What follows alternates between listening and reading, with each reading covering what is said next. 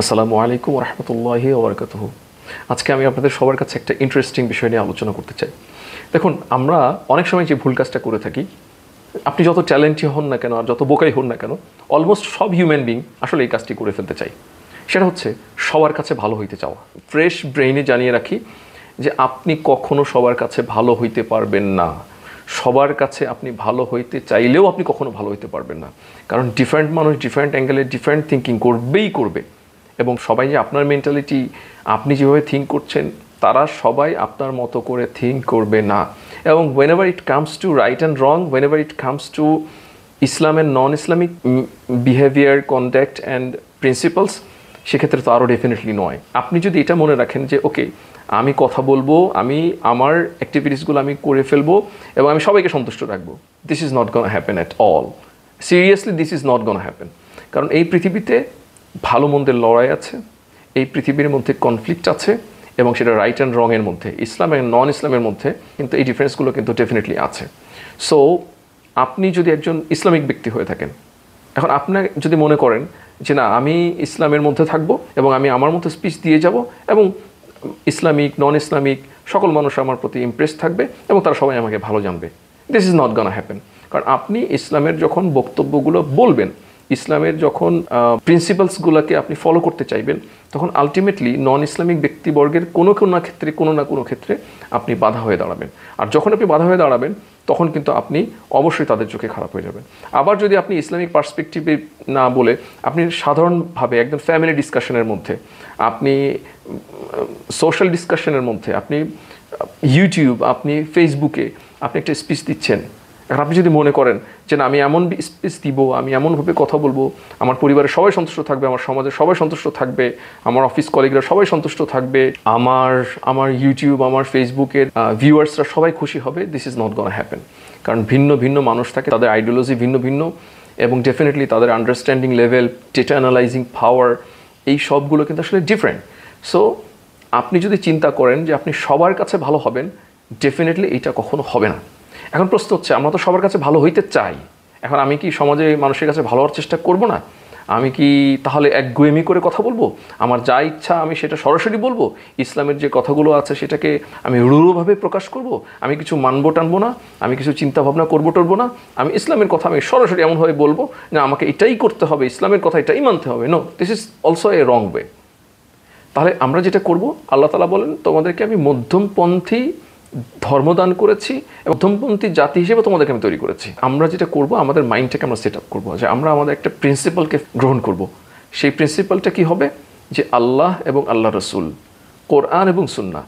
অর্থাৎ আমি যখন কোনো কাজ করব, তখন আমরা খেয়াল করব এই কাজটা যেন নির্ধারিতভাবে কোরআন এবং সুন্নাহ অনুযায়ী হয়ে থাকে।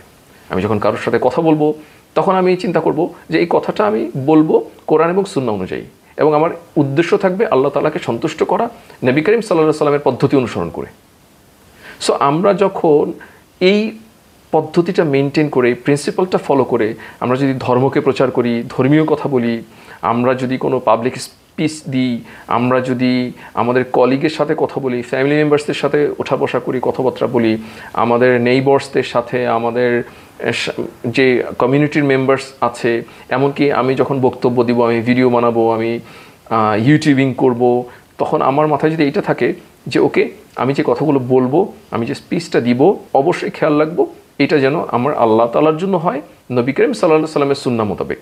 তাহলে আপনি যদি কারোর সাথে চলাফেরা করেন, আপনি যদি কারোর সাথে লেনদেন করেন, আপনি যদি কারোর সাথে কোনো মিটিংয়ে জয়েন করেন, এবং আপনি যদি কোনো পাবলিক স্পিচ দিয়ে থাকেন, আপনি ইউটিউবিং করেন, আপনি ফেসবুকিং করেন, তাহলে দেখবেন যে একটা সার্টেন অ্যামাউন্ট অফ পিপল আপনার বিপক্ষে থাকবে ঠিকই, কিন্তু তাদের সাথে ওই রকম বিদ্বেষ তৈরি হবে না। কারণ আপনি আল্লাহ তাআলার জন্য এই কাজগুলো করছেন, আল্লাহ তাআলার উদ্দেশ্যে কাজগুলো করছেন, এবং নবী করিম সাল্লাল্লাহু আলাইহি সাল্লামের সুন্নাহ অনুযায়ী কাজ করছেন। সো আপনাকে মাথায় রাখতে হবে যে আপনি যে কাজই করেন না কেন, আপনি যেভাবেই কথা বলেন না কেন, আপনি যত চেষ্টা করেন না কেন, আপনি 100% পাবলিক অ্যাটেনশন পজিটিভলি পাবেন না, রেসপন্সেস পজিটিভলি পাবেন না। 2-4 জন 5 জন 10 জন আছে যারা ডেফিনেটলি আপনার বিপক্ষে কথা বলবে, আপনার বিপরীত চিন্তা করবে, আপনার সাথে মতের অনৈক্য করবে। So do not try to B frustrated. আবার আমরা ওভার এক্সপেকটেশনও রাখবো না যে হ্যাঁ আমি কথা বলবো, আমি সবার সাথে মিশবো, আমি পাবলিক স্পিচ দিব, আমি ইউটিউবিং ফেসবুকিং করব, আমি সোশ্যাল যে নেটওয়ার্কিংগুলো আছে সেটা করার চেষ্টা করব অনলাইন অফলাইনে, এবং আমি সবার কাছে ভালো থাকার চেষ্টা করব। This is not gonna happen, I repeat that, this is not gonna happen again.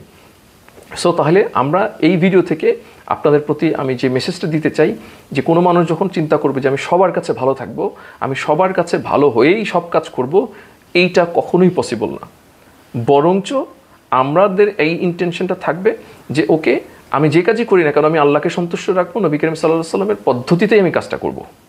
তাহলে দেখবেন আপনি আপনার কাজটা সফলভাবে তো করতে পারবেনই, এবং যে সার্টেন অ্যামাউন্ট অফ পিপল আপনার বিরুদ্ধচারণ করবে, আপনার বিপক্ষে চলে যাবে, আপনার প্রতি বিদ্বেষ ধারণা করবে, তাদের সাথে আপনার সেই ধরনের ম্যাসাকার হবে না। সো আমরা এটা ধরে নিব যে সমাজে বিভিন্ন শ্রেণীর মানুষ আছে, সমাজে বিভিন্ন থিঙ্কিংয়ের মানুষ আছে। We respect there opinion, we respect there mentality, we respect there purposes, but আমরা এইটা মাথায় রেখে আমাদের কার্যকলাপগুলো চালিয়ে যাব। সো যদি আমরা এই ধরনের মেন্টালিটি সেট করতে পারি, তাহলে কাজ করতে গিয়ে দেখবেন আমরা কখনোই হতাশ হব না। কারণ আমরা জানি যে একটা certain amount of people, certain type of people may not agree with me, তারা ডিফারেন্ট মেন্টালিটি পোষণ করতেই পারে, তারা আমার সমালোচনা করতেই পারে, এবং সবাইকে যে আমি সন্তুষ্ট করতে পারবো না এটাই হচ্ছে একটা ফ্যাক্ট। সো আমার উদ্দেশ্য থাকবে আমি আল্লাহকে সন্তুষ্ট করব নবী করিম সাল্লাল্লাহু আলাইহি সাল্লামের পদ্ধতি অনুসরণ করে। সুতরাং আপনি চাকরি করবেন, আপনি বিজনেস করবেন, আপনি ফ্যামিলি মেনটেন করবেন, সমাজে চলাফেরা করবেন, তারপরেও আপনার কিছু লোক আছে আপনার বিপক্ষে যাবে, it doesn't matter to you. কারণ আমার আল্লাহ তাআলা যদি সন্তুষ্ট হয়ে যায়, কিছু অ্যামাউন্ট অফ পিপল তাদের মিসআন্ডারস্ট্যান্ডিংয়ের কারণে, মিসক্যালকুলেশনের কারণে, তাদের ভুল আন্ডারস্ট্যান্ডিংয়ের কারণে যদি আমাদেরকে খারাপ জানে, তো আমরা সেদিকে কর্ণপাত না করে আমরা আমাদের কাজগুলো চালিয়ে যাব। আল্লাহ তাআলা আমাদের সবাইকে আল্লাহ তাআলাকে রাজি খুশি করে নবী করিম সাল্লাল্লাহু আলাইহি ওয়াসাল্লামের পদ্ধতি অনুসরণ করে জীবনের সমস্ত কাজ করার তৌফিক দান করুন, এবং আমাদের মেন্টালিটি এইভাবে সেট করার তৌফিক দান করুন যে আমি যেই কাজগুলোই করব না কেন, কিছু সংখ্যক মানুষ আছে যারা আমার সাথে ডিসএগ্রি করবে, যারা আমার বিরুদ্ধাচরণ করবে, এমনকি যারা আমার বিপরীতেও চলাফেরা করবে। এটাকেই আমরা মেনে নিব, এভাবে করে আমাদের জীবনের সব কাজ পরিচালিত করব। এই মেন্টালিটি সেট করে আমাদের সকল কাজ সম্পন্ন হোক দুনিয়াতে, আখিরাতেও মুক্তির ব্যবস্থা হয়ে যাক। আসসালামু আলাইকুম ওয়া রাহমাতুল্লাহি ওয়া বারাকাতুহু।